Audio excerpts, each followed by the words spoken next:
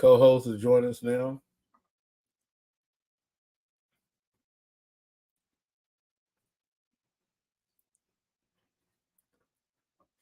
Hey, we had a very exciting week of high school football this took place this week. It's been those a couple upsetting games, so I'm just waiting for my co-host Dexter to join us here on the set. While we waiting right here, I'm gonna bring in let's see what one of my guys who he's got a big game coming up this week. The Hewitt Trustful versus Thompson over at Hewitt. Sophomore receiver Dylan Coates. Dylan has been having a great year this year over there at Hewitt Trustful and receiving. And hey, Dylan, how you doing? Dylan, you may want to turn your camera around. I don't think I see your steering wheel.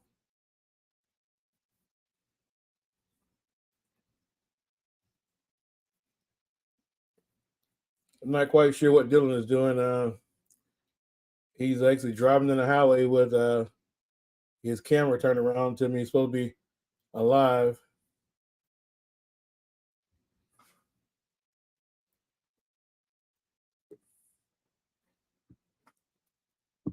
But Hewitt Trustful is having a really great year over there this year. They've been really moving the football. After that first game they played against, they opened up the first game against Phoenix City. Since that, they've been actually rolling. Now they do have a big game, looks like, coming up this week. They got Thompson Warriors coming to town over the Hewitt Trustful. We're gonna move ahead and get ready. This week, so we got our player of the week and our team of the week. Our player of the week is going to be Cole Gamble, running back, Mountain Brook High School. Cole had almost right around 300 yards rushing this past week, and they, upset, Hoover. Let me get Cole on the set here today as well.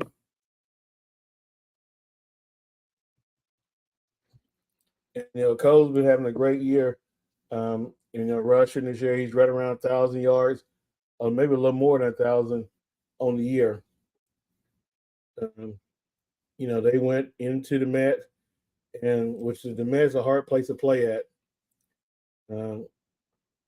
It's really tough. The atmosphere at Hoover is always electric, and it's a really tough place to play. Over there, and so not only did Mountain Brook go over there and had a very successful game, they actually beat Hoover 34-24 there at the Met, and it started out the game was actually it was very electric from the beginning, and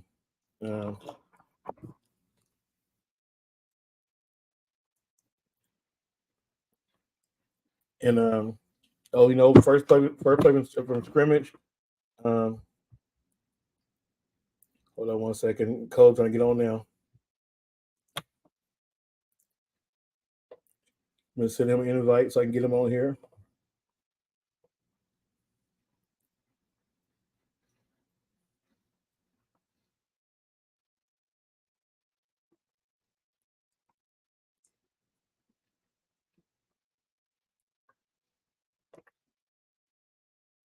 First play from scrimmage.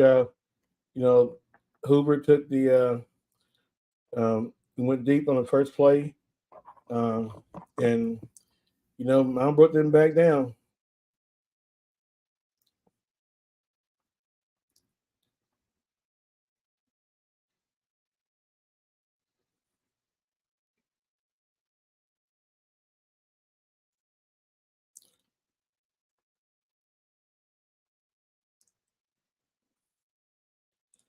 Trying to get Cole on here now to join us, but Mount Brook, they didn't. Mount Brook did not, back down. They came back from the second play from scrimmage. Cole, broke a 55-yard touchdown run. From that point on, it was a battle. I mean, it went back and forth, and you know, Mount Brook made the plays. When they needed to, and winning the half with with a lead. And it just Hoover never rebounded. Hoover's having a really tough year this year. They're excuse me, they're actually 1-5, and I can't recall who last time Hoover or Barry was 1-5, and it's it's really been a tough year, for both of them, and for Hoover itself. They actually have players over there, but it just one of those things where you know Mountain Brook became they took charge of the game.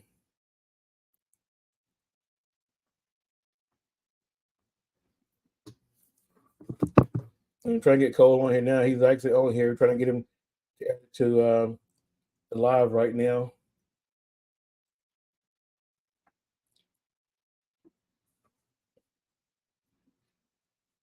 But Mountain Brook did not back down not one time. It's usually people play Hoover, and they get fearful, playing Hoover or whatever. And but Mountain Brook, like I said, did not back down at one time. They actually, when Hoover tried to make a run, they came back, hit him right, in the mouth. For some reason, we can't get Cole to join on the live, so I'm going to get him on the phone live myself right now. Well, actually he's on here now. It's Cole Gamble, tailback at Mount Brook High School. Cole, just tell me, how was it? Friday night. It's been a long time since Mount Brook had beaten Hoover, and especially beating them at Hoover. At the mat, it was it's a difficult place to play at. Look, you're catching punch, you're looking right into the lights. It's really a tough atmosphere, and it was their homecoming. And you to be a senior this year, get a chance to go out and your senior class, beat Hoover. You start the year out, with Vestavia, everybody being first year guys or whatever, and you graduated like 43 seniors last year in most of your offense, and it became a time when now it's you had to be more of a leader of the team and stuff. You, Clark Sanderson, John Cooper have been more of leaders. How was it, going into the game? Was it different this year going into Hoover game than it has been in the past? That's the atmosphere, pretty much. You all going in and being ready to play. Yeah, I mean, it was definitely different playing in the Met. I'd say we were just excited as we were last year, but the difference was our O line's push throughout the game and our execution. I'd say. It was first, like I said, first play in scrimmage, they threw deep for a touchdown, and that's probably caught everybody off guard because they're not known for just coming out and airing out like that. But the thing about you all is like you didn't lay down, you didn't like, oh man, you came right back and you scored right away, and then you jumped up on them, took a commanding lead on them and stuff, and you never looked back. I mean, even when it got late in the late in the third quarter, when in early in the fourth quarter, when they made a run, they had to return the kickoff back, whatnot, and you all never made it, gave up, even when I was sitting there watching the game, when you all had the ball fourth down like about 11, and they're like 30, 32. I'm thinking to myself like, okay, pooch kick it, and maybe down and make them drive 98 yards like you all did, to kind of break their back when let's take a step before that. You all put together 98, 99-yard drive. On the same drive here, you went 99 yards. That really broke their back. And on that fourth down, you know, whose decision was that to go for it? Was it Coach Yeager or y'all pushed him to go? That was the coach's decision. I think we all wanted to go for it. We knew we were And just looking, and John made a great read, great throw, to Stuart Andrews, and like I say, Stuart being one of those younger, sophomores and stuff that's really stepping up, for you all, and it's really been, a help, to you all as well.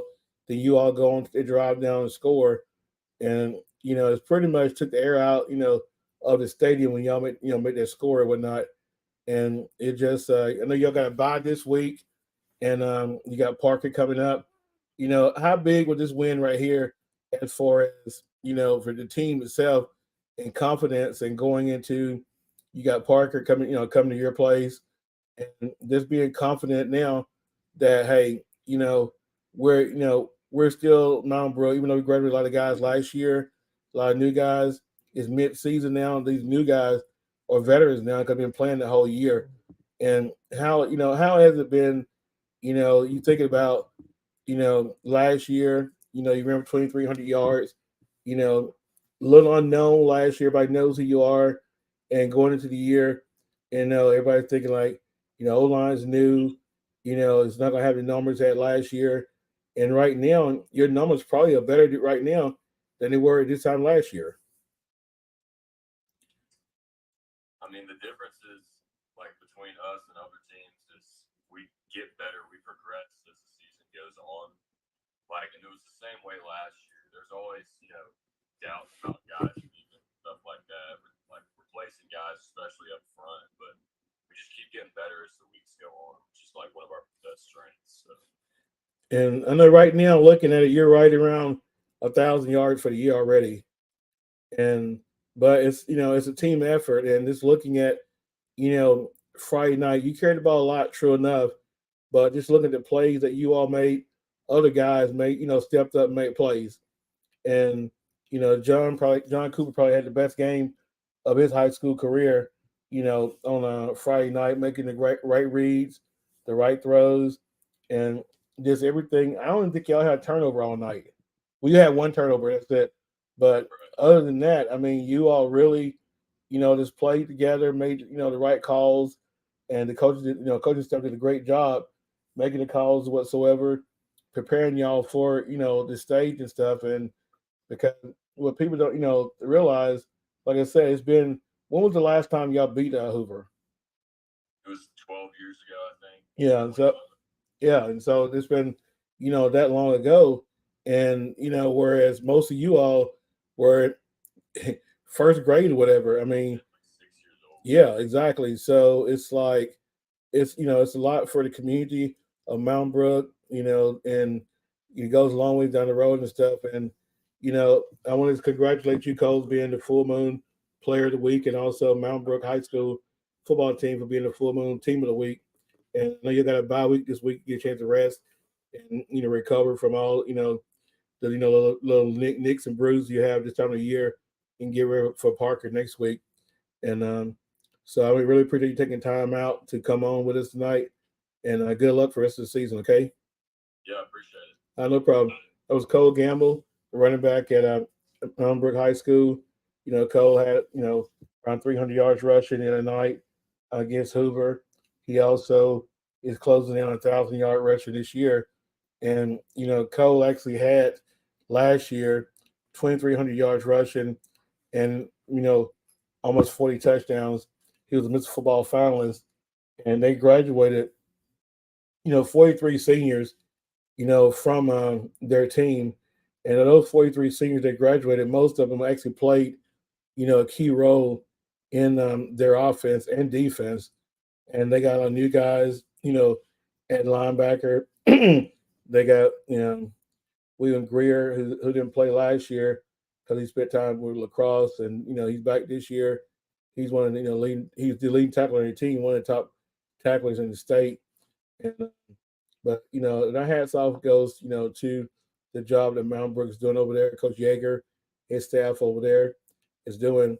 You know, we got move right along into this week. We're going to talk about me and my co-host always does a weekly comparison, and trying to see who actually um, knows the best about football. And we kind of like does a thing of like our rankings, who predicting the games.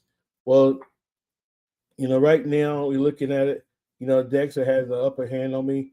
He's 41-13. I'm 38-16.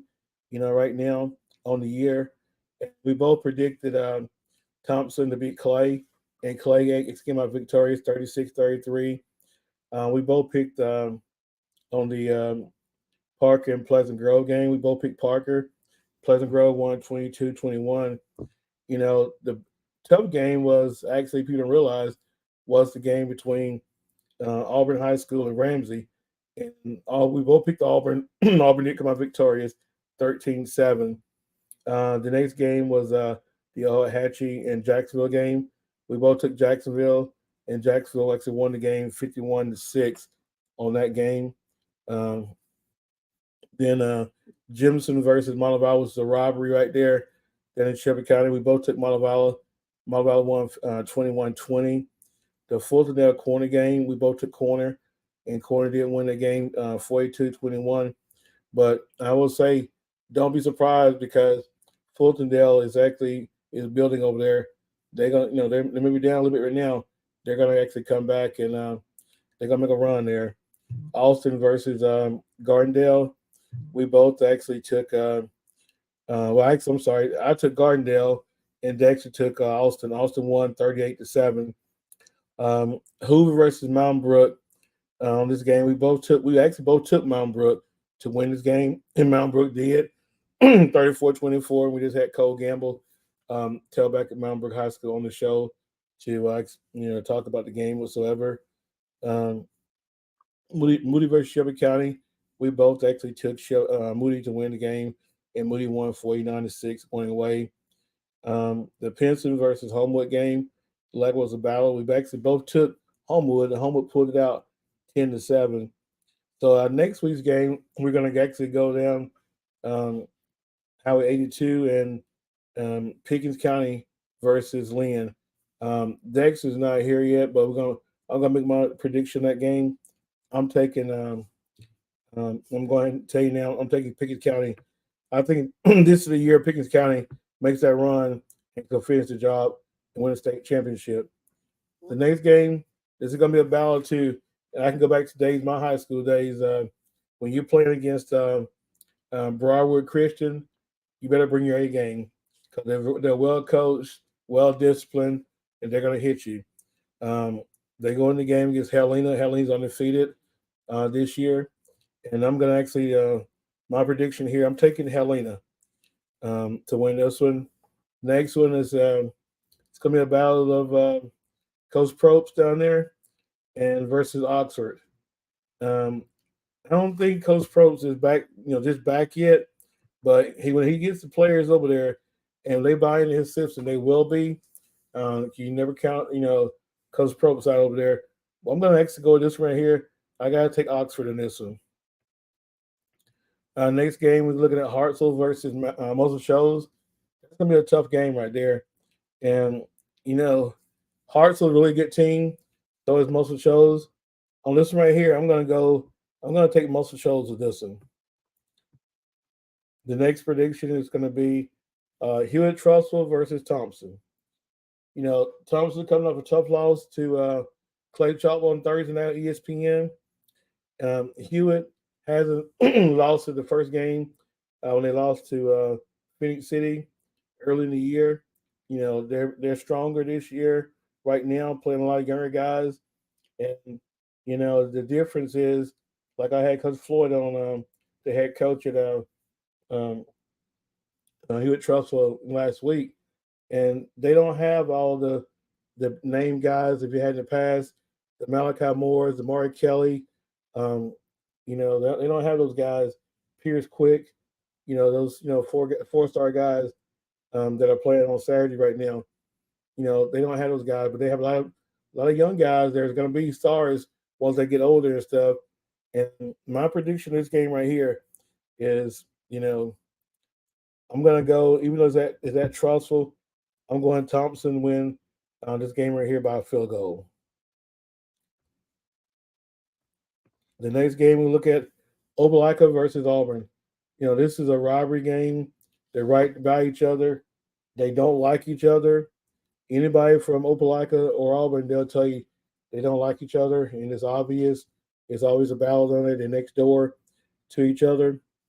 And I think Coach Epps really right now got things going down there. He's figured it out. His quarterback is out right now, but he's figured out a way to win. One thing I can say about Coach E, he has the guys prepared, and he's gonna figure it out. What it's gonna take to win. So I got to go in this neighborhood battle right here. I got to get edge to Auburn.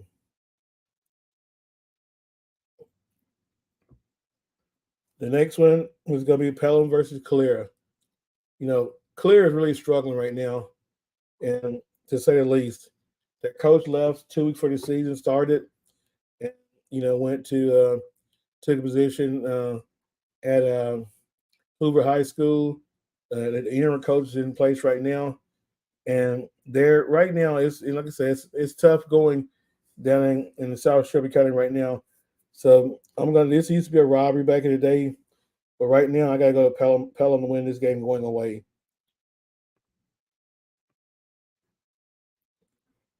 The next game we're gonna look at is gonna be the Viger versus Faith Academy. Yeah, I had to go down south on this one right here, and show some love down south. Those guys down there at Viger, I know those guys down there and stuff. And those guys are gonna be prepared down there. Faith Academy is always good. I got to get my edge right here. I'm going to go on this one right here, Faith Academy. Next one is going to be Mobile Christian versus Hillcrest Evergreen. I got to go with Hillcrest Evergreen. This is my pick. Next game, I got to go with Christian Stories High School over there. This is a rivalry back in the day. Lynette versus Real Town. On this right here, I got to go with Lynette on this one right here. And you know,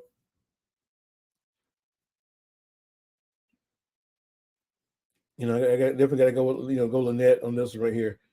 So that's our prediction for next week, games, whatnot, and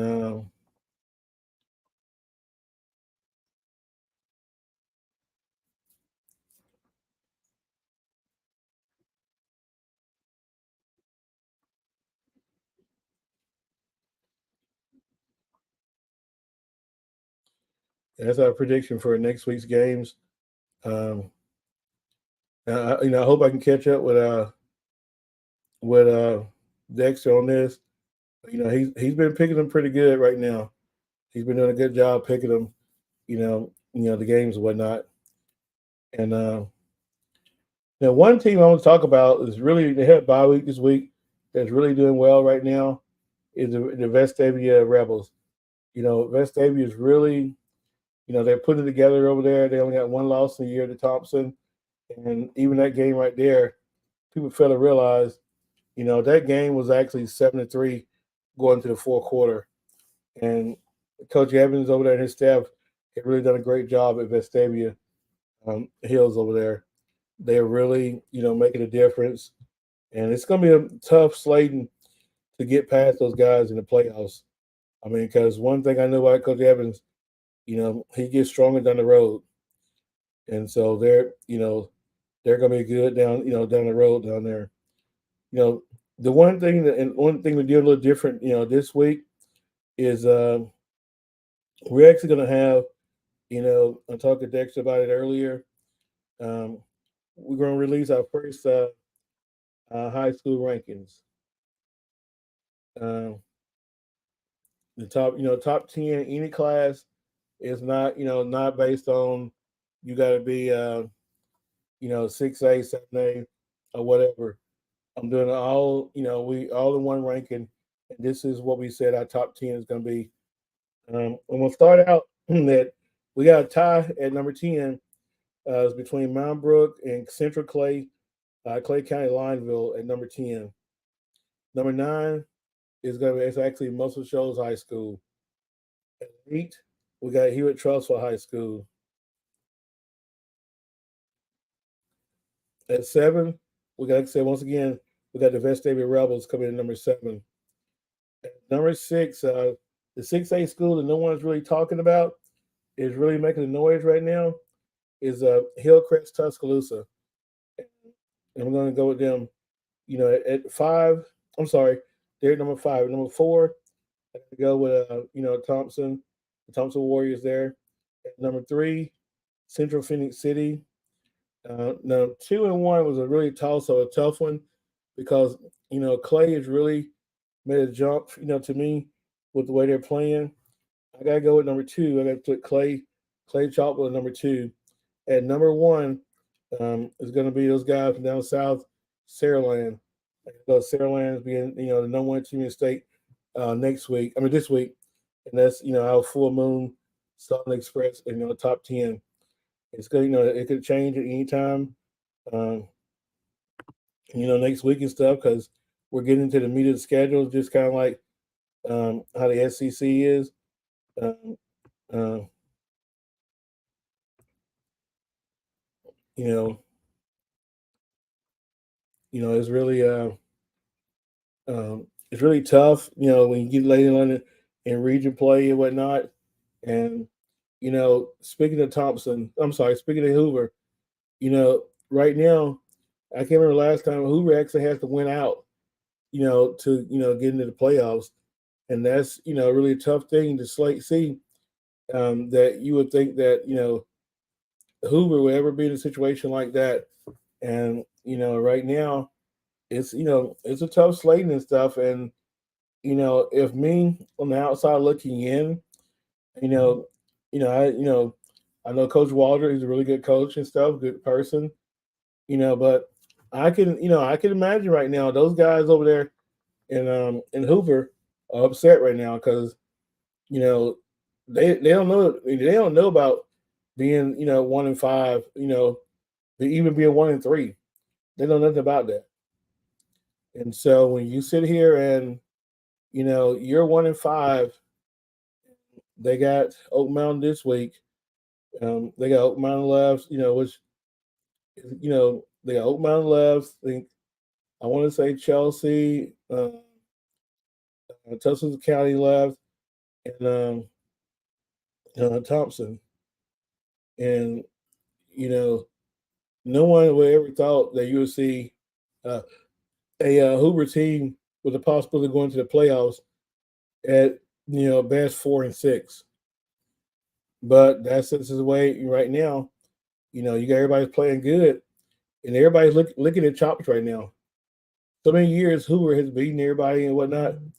Right now, everybody's they're taking their shots, and believe it or not, their shots are working because they know that they're struggling right now. It's not everybody wants to say it's a down year over there. It's not down. They got athletes over there. They have a 4-star linebacker. They got a 4-star athlete in sophomore. Jonah Winston. I mean, they got guys over there. Their sophomore class is heavy loaded. And it's not. Everybody wants to blame it on the kids. Hoover's down. Hoover's down. Hoover's not down. And with athletes now, the play calling, decision. I question the play calling. If it's me, if I'm Coach Walter right now, if it's me, I'm probably getting rid of, and I hate to say it, but the offensive coordinator and the defensive coordinator. The offensive coordinator, play calling, was really the other night against Mount Brook was very, suspect. If it was me, I'm lining up and I'm running right down the throat of Mount Brook, but they want to come out and finesse and throw the ball around and got behind in the second half. They want to run the ball. Well, they were successful running the ball in the second half, but now you're down and the clock's running. So take nothing away from a great game that Mount Brook played, but also I'm looking at the play calling um, that Hoover did. And on defense, you know, Coach Yeager's a great coach, but I tell you, Mount Brook beat Hoover by running only like 4 plays. stretch right, stretch left. They bootleg a couple times, and they ran a wildcat. And Hoover couldn't stop it, and I don't blame them.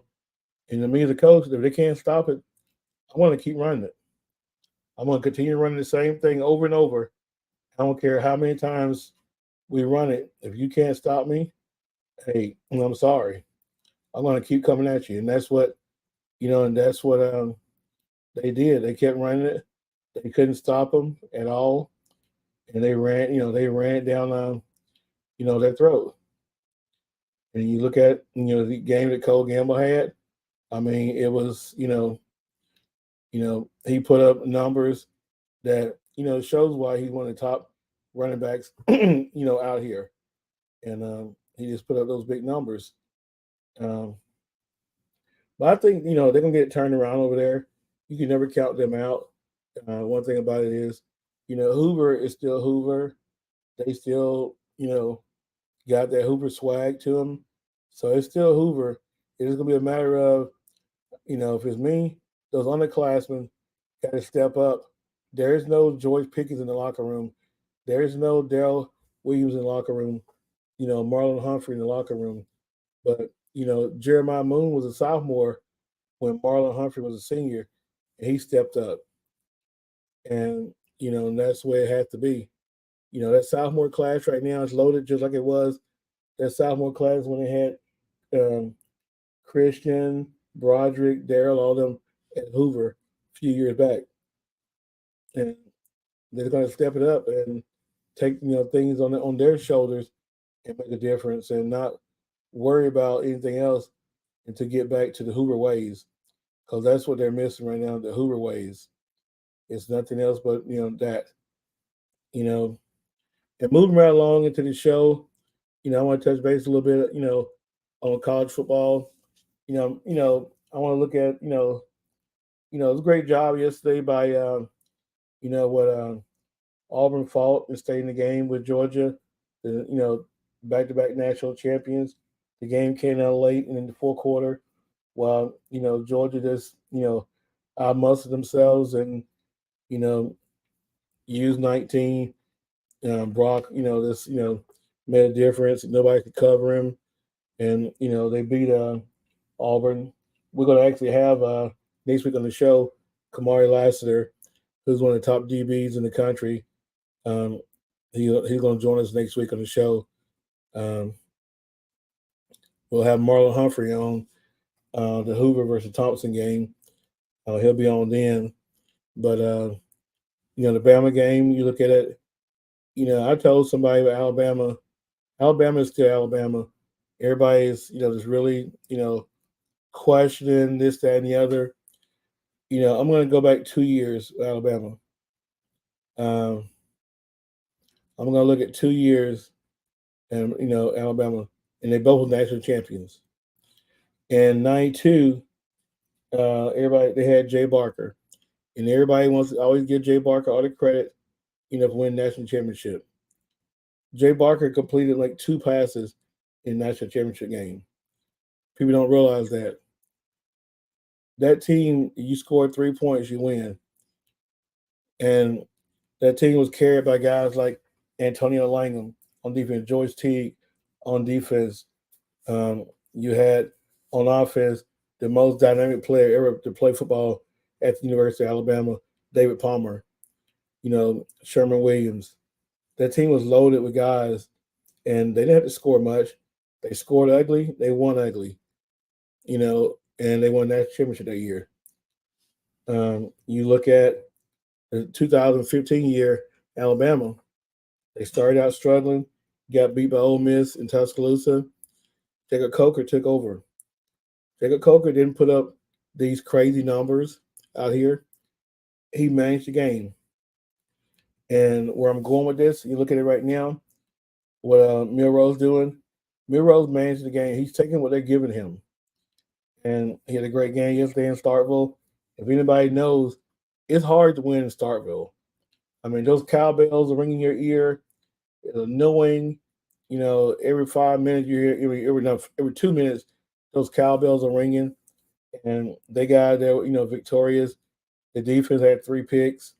and they're really upset. They're winning. They may be winning ugly, but they're winning, and it's going to come down later on. Now this week's going to be a telltales. They go to College Station, and anybody been to College Station knows it's loud. That 12th man, you can't hear. It's deafening. So they're gonna have to step it up next week and make a difference too. They're gonna jump out early, get the crowd out of it. You know, now to my alma mater, UAB. UAB is really right now is struggling right now. With Coach Dilfer and his crew over there. And but I'm gonna give them. Am I telling anybody? Give them time. Give him the time to really make a difference in what he's trying to do in his program and stuff. And I guarantee you, you know, they're going to win over there. Coach Dilfer's always been a winner when he was in the league, when he was at um, um, in Lipscomb and Nashville. He's always been, a leader and a winner. So let's give him time over there. Coach Clark first took over. He wasn't, they wasn't that great. Um, and so it's not a thing of, you coming in and just win right away. You got to have the players there in place to do it, but also you also got to have everybody's buying in into the program. So I think give him a little time. They're gonna be successful over there, and just looking around, the state and whatnot. Same way over at Miles College.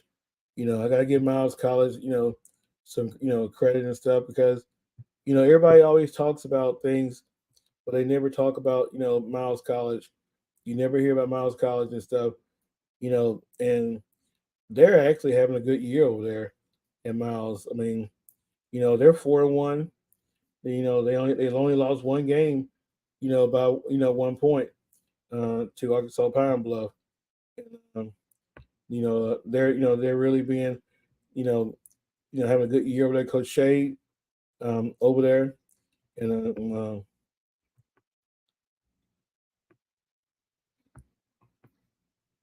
you know that they're 4-1 over there, and they got a heck of a coaching staff. What people don't realize that the staff he's got over there, you know, you got Ronald McKinnon played many years in the NFL, one of the great linebackers for the Cardinals. Yeah, Antonio Langham, the Thorpe Award winner at Alabama, the only Thorpe Award winner, Alabama. He still holds the. I'm sorry, not the only, but he's the Thorpe Award winner, Alabama. He still holds the Alabama career interception record, um, and on staff over there. He got Coach Pugh over there, and they're Coach Shea has put together a heck of a staff, and to do what they're doing over there is very it's amazing. They last year they had a tough year last year, but it's different. It's a new year. There's a thing called when you get your players in there and the players that want what you're doing, understanding your what you're doing and stuff. It's a lot different. And so I commend the job that Coach Shea is doing over there at Miles College. He beat Alabama State early in the year, and so it shows you that there's a tale the tales are turning over there. And so what we're gonna do now is we did a lot talking about the high schools and stuff, and I want to wish everybody good luck with this season for the rest of the season. But before I go, I want to send prayers out to a former Southern Express guy, quarterback down at Northridge, Roddy Christensen. Roddy got injured on Friday night. He had a lacerated liver and a little more other stuff internal. And I saw a post by his mom earlier and dad. He's still out. He's doing better, but he's still not out of the clear. But I just want to send prayers out to his family. I was down there in Tuscaloosa. Great. Great family, great kid, and it's you don't wish no little kid to go out here and get injured. Football is a violent sport, and it's gonna injury's gonna happen, but this kid he'll battle back. He'll be successful. But right now, my prayers go out to him and his family.